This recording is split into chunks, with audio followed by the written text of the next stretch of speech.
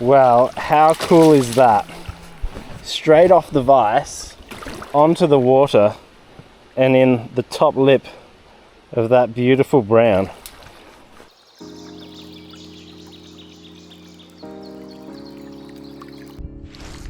Got you.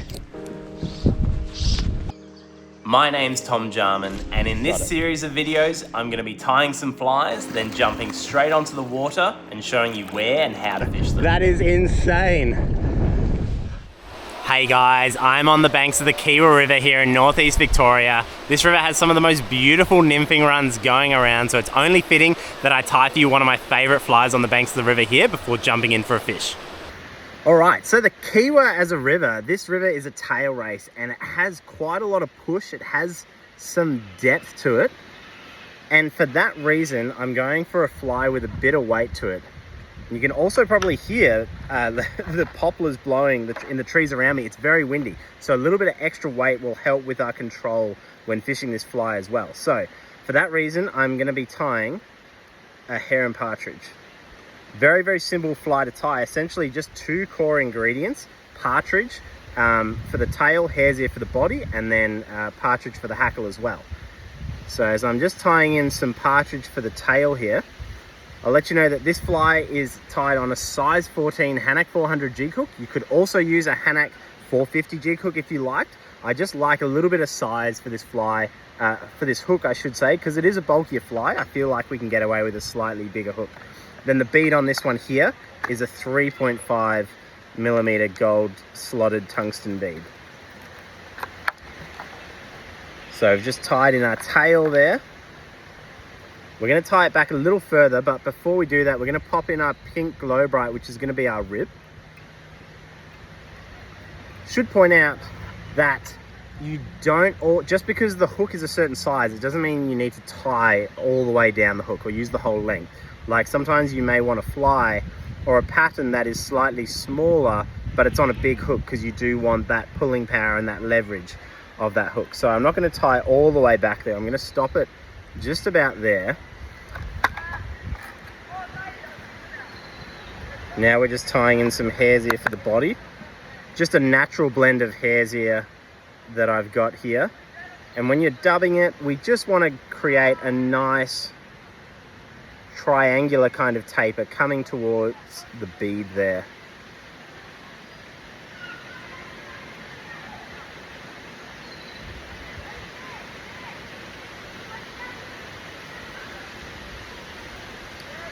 One of the cool things about these flies is because of the blends of hare's ear, like every one turns out slightly different. You get different amounts of guard hairs. So every time you tie it, you kind of have to adjust how you're kind of trying to create the taper for the body. So my hare's ear is just blown away in the wind here. Where'd that go? All right, well, the rest of my hare's ear blew away. So we're gonna work with what we've got here. And I think that taper is okay. So now we're just gonna pop this rib through it. Just a very nice kind of natural sort of hot spot that comes through the fly when it is wet. Trim this here.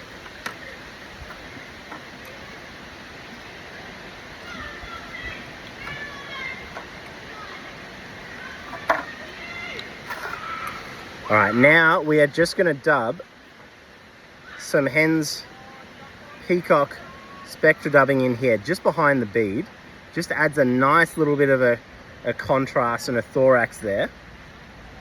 And then we're going to tie in our partridge.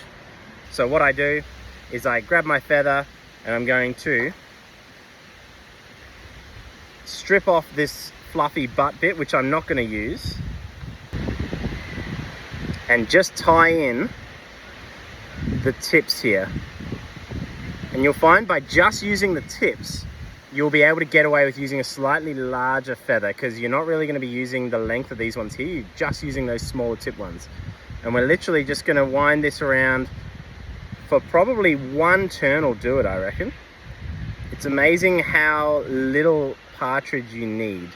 And one of the traps is tying in too much. We're just looking for a little bit of extra bulk and movement on this one here. I'm going to trim that there.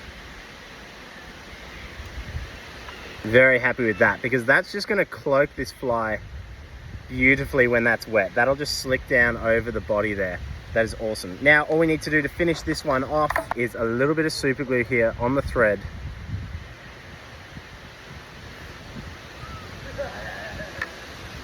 We'll go a couple of turns and then that'll be beautiful and solid. Now just looking at this, the hackle feathers look maybe a fraction long. Probably not the end of the world, because like I said, when you see this wet when I'm fishing it here, it'll really slick down like that and it'll coat, it'll kind of cloak the fly. So it'll be absolutely beautiful and it won't be as light in color when you're on the water. Well, there you go. Quite a simple fly to tie, not too many materials. Nice buggy, bulky fly for some deeper water. Now we're gonna weight her up and jump in for a fish. All right, I am rigged and ready. I have just got my 11-foot 3-weight nymphing rod. We're gonna wander downstream, find some nice runs where we can fish this fly and catch some fish. So the ideal water that I'm seeking is that faster flowing stuff. You know, maybe waist deep, even deeper than that is ideal. We're gonna get water that's shallower and we're gonna get water that's deeper, and we're gonna have to compromise and mix it up. That's just the reality. No one technique can do everything. So the shallower water will lead our fly a little bit more, maybe have our indicator a bit higher off the water. In the deeper stuff, we'll offer a bit more slack, let the flies get down a little bit more, and yeah, we'll see what we can do.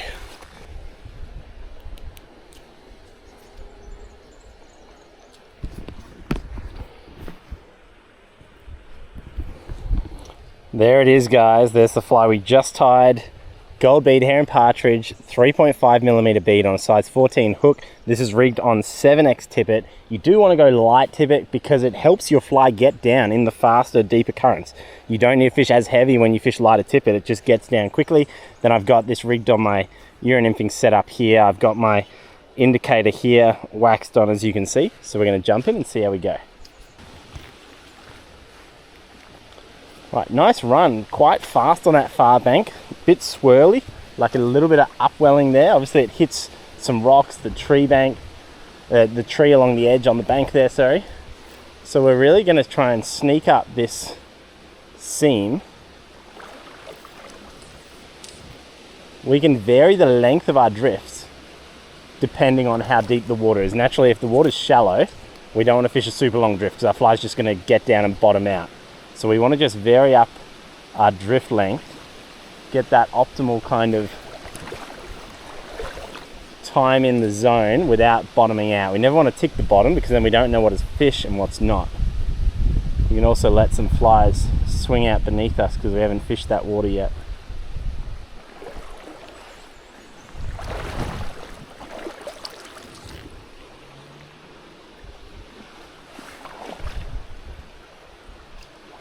Crazy thing about this river, it always has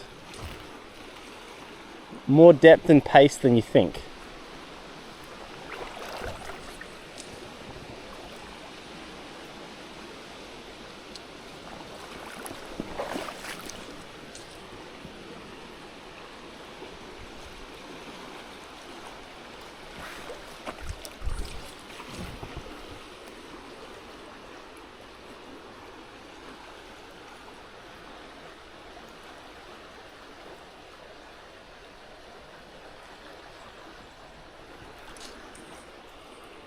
And make sure I get some flies across, get them down and swing them through the deeper bits there.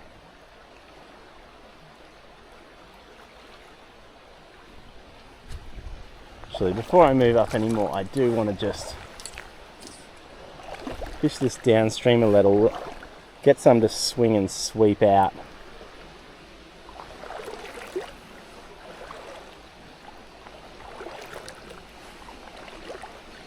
Feel like there will be a fish for us somewhere in here. I actually started fishing where I'm standing now, so I haven't fished down through this section properly. There's a fish like that. Oh, that's crazy.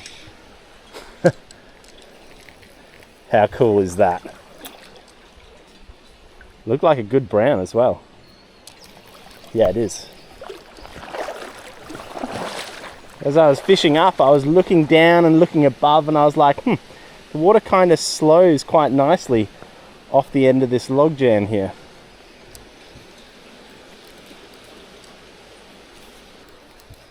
Just a lovely river fish. Hey, hey, hey.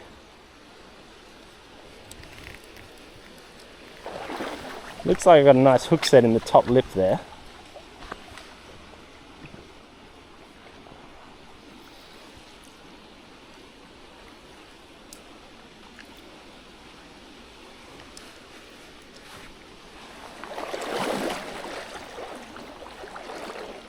Hey, hey, hey. Strong fish. I think you're ready. Gotcha. Well, how cool is that? Straight off the vise. Hey, hey, hey. Onto the water and in the top lip of that beautiful brown. We'll pop this fly. Hey, pop that out. That's the beauty of the barbless hook. Get you straight back, mate. So good. That was awesome. Quick reminder, if you don't happen to tie flies, that's no problem because this fly is available in my signature fly range at the Fly Life magazine shop. Search for the TJF Hare and Partridge. You'll be able to find it there. Now let's get back to the fishing. So I've snuck up here and I'm just gonna work everything. Gonna fish the inside seams, work across the middle. There's a nice seam on the other side as well. I'll swing some flies beneath me through the depth as I move my way up.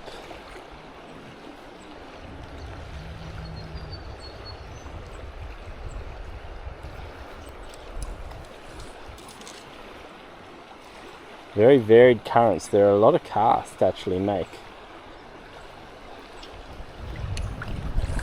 This fast seam looks just incredible though.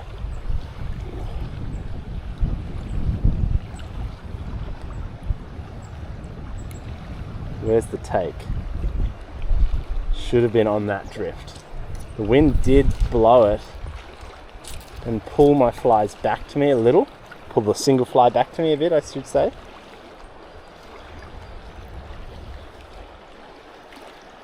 Oh, come on.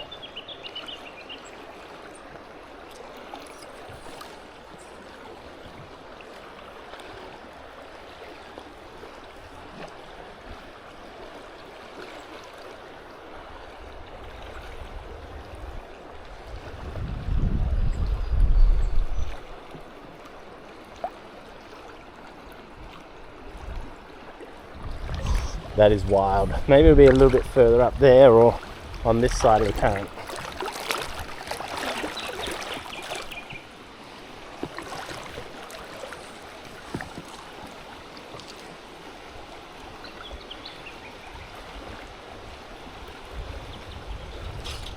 Gotcha.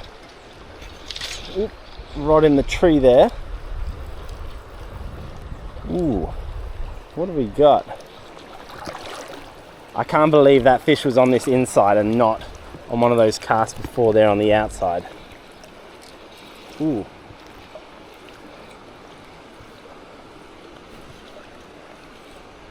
Where are we going, buddy? Hard to see you in this light. Don't want this fish to swim through a fallen tree branch or something. Let's get it up above me. Clear these trees out of the way. There we go. Nice little rainbow.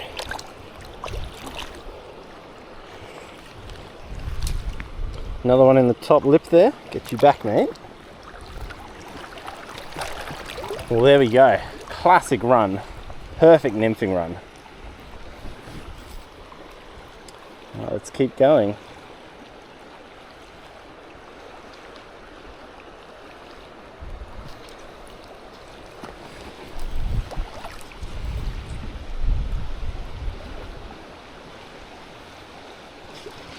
That's a better fish. That just clunked it in the main current. That's a really good fish. Whoa. Come on, where are you going, mate? Everything just stopped and locked up. Ooh, I think we've got a very good one on our hands here.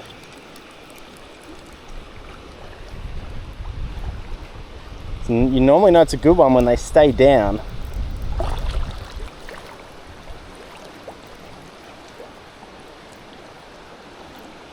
I'd like to get a look at this fish.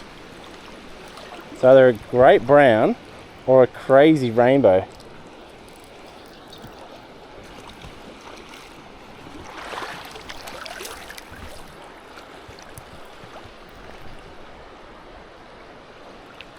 Nice brown. Geez, that fish is fighting hard for its size. Gotcha. No, that is wild. I would have sworn that fish was double that size. But, well, I mean, it's a cracking fat fish. Look at that. Pop this Hare and Partridge out again. Send you back, mate. That fish was smack bang in the middle of the main current there. And that's why, you know, a fly like this, a heavier fly option, is so important on waterways like this, because you've got to get it down. You need to cut through the middle of that fast current there. And if you have a dry, the dry just rips down with the speed of the surface current, whereas with a single nymph with an indicator that's not on the surface, like a Euro indicator, you can really punch down and catch those fish on the bottom there. Nice little bit of broken water here, quite complicated because we've got some rocks creating slow little nooks, but they're essentially going to be our little hotspots to hit. Now, because this water is a little bit shallower, it looks to be about knee deep and then thigh deep depressions. We're going to stay tighter to our fly because we don't want it bottoming out, and we may just need to lead it a little bit more. And then some water we may have to just, you know, swing it so we're not having a big fly cannoning at the fish.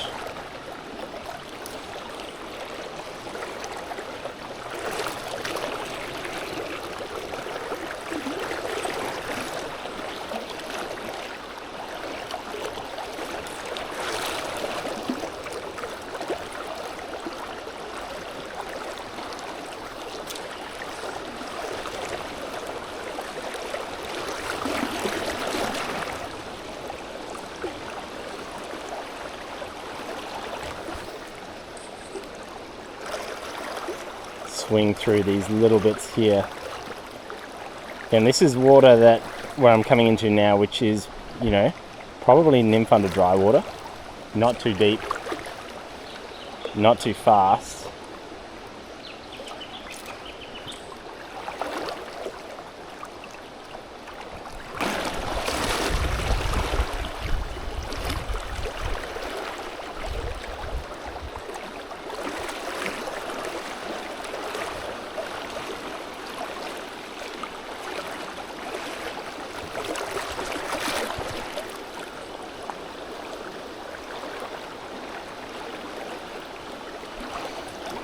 Such a nice little depression over there.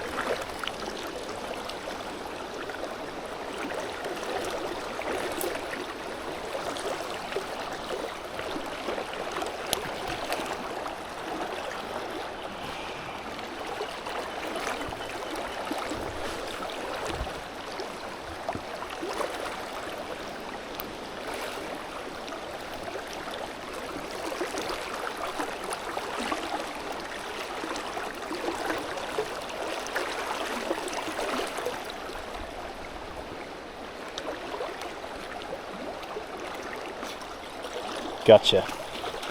Oh, that fish, that's a really good fish, was tucked up under that branch there. Just a little underhanded pitch to it.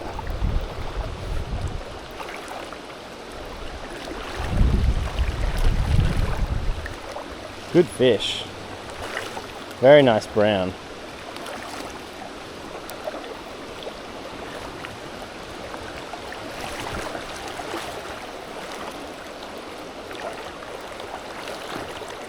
Hey, calm down, mate. No, we're going to stay over here in this slower current. Unless you get your head up here. Hey.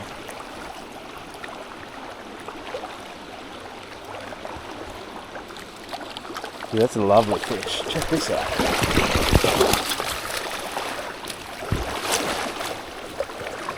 Oh.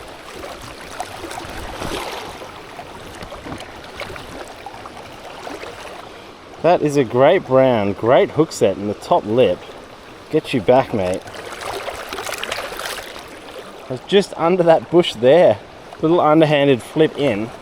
So nice.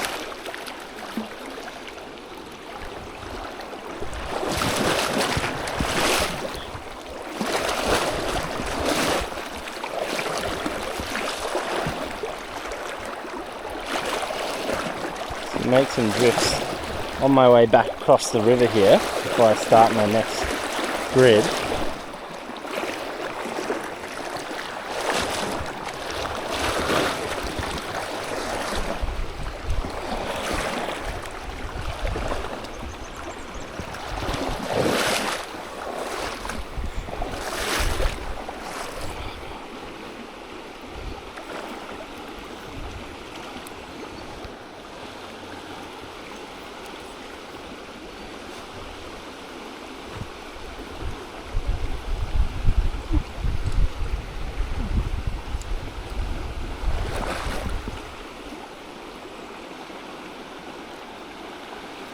Make some drifts up in here, and I'm going to work my way back across down there towards that far side, towards the bank again.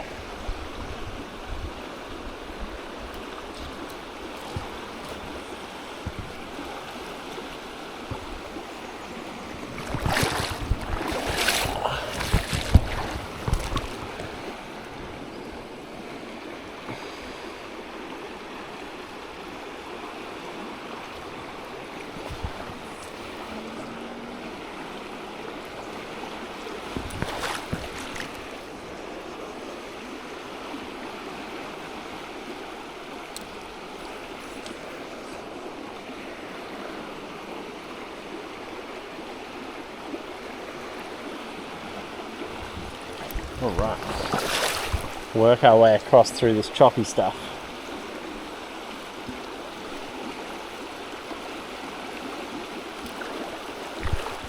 This slack eye I'm eyeing off here.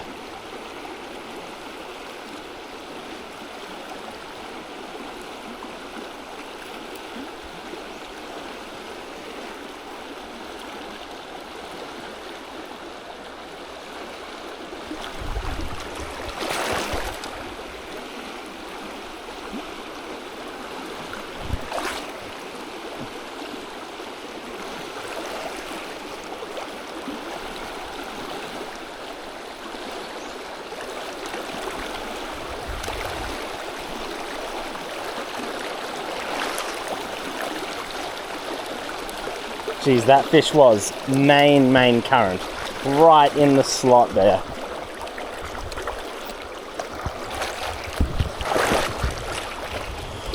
Whew. I was making that cast, didn't really expect one there because it wasn't the best spot to hold a fish.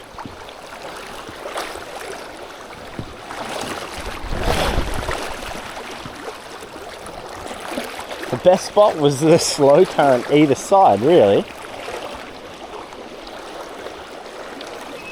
Another nice brown, I think. Fish quality has been sensational.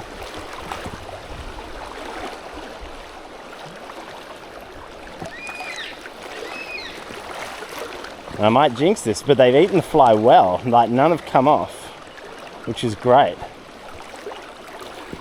Like I said at the start, it's one of the reasons I do like this hook size for these fish, because it stays pinned really well. Oh, there we go.